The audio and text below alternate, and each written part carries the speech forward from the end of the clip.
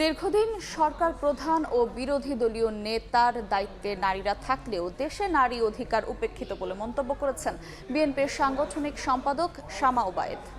সকালে রাজধানীতে গণঅভ্যুত্থান পরবর্তী রাজনীতিতে নারীর অবস্থান নিয়ে গোলটেবিল বৈঠকে মন্তব্য করেন তিনি।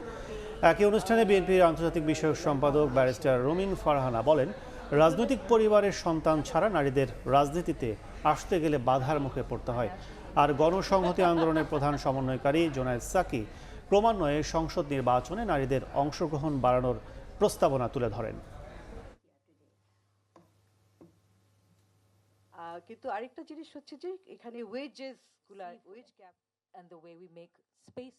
in our political history we had women prime minister for so many years and women opposition for so many years. We had so many ministers who were female in the parliament, but even so then the rights of the women were never addressed properly. Problem in Bangladesh is 50 reserved seats. It is a bar because it gives your party some sort of let her go for reserve seat.